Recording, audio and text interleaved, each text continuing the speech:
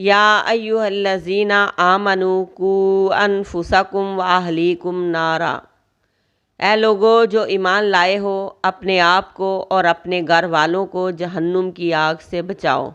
कभी कभी माल की हिर्स इंसान को जालिम बना देती है।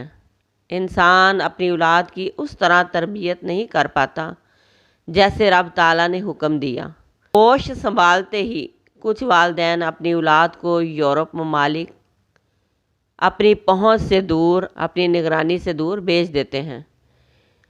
अब उधर उनकी औलाद जो मर्ज़ी करती फिरे। वालिदैन को सिर्फ गर्ज होती है तो सिर्फ और सिर्फ कि बेटा पैसा कमा रहा है। ये कैसा औलाद के साथ सगापन है। आप औलाद के सगे और खैर ख्वाह तब हैं जब आप उनकी ऐसी तरबियत करें कि वह जहन्नुम की आग से बचने की तैयारी भी करें। आप उनको सिर्फ पैसे का ही ना पूछें, बल्कि आप उनको नमाज रोज़े का भी पूछें। हराम और हलाल की तमीज़ भी सिखाएं। बेटे के दिमाग में सिर्फ पैसे हासिल करने का जुनून नहीं डालना चाहिए कि वो अपने इस जुनून के पीछे भाग भाग कर रब और रसूल की तालीमात से ही दूर हो जाए।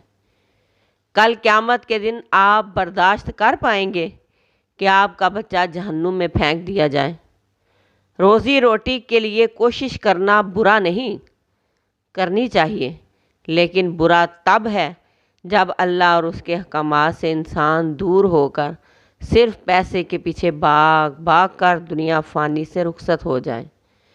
लिहाजा औलाद के लिए रोज़ी रोटी की फ़िक्र के साथ उनकी तरबियत की भी फ़िक्र करनी चाहिए, क्योंकि वालिदैन ज़िम्मेदार हैं अपनी औलाद के और उनसे इस ज़िम्मेदारी का हिसाब लिया जाएगा। लिहाजा अपनी ज़िम्मेदारी में कोताही न करें, क्योंकि तुम्हारे रब की पकड़ बड़ी शदीद है। हमारे अंदर मियाना रवि और सब्र शुक्र ख़त्म हो गया। रोए ज़मीन पर कितनी ही मखलूक़ात ऐसी हैं जिनका कोई कारोबार, कोई बिज़नेस नहीं, लेकिन पेट तो वो भी भर कर ही सोते हैं। सिर्फ़ एक इंसान ही है जिसका पेट कब्र में पहुंचने तक भी नहीं भरता। माल की हिर्स ने इंसान को अपने फ़राइज़ से गाफिल कर दिया।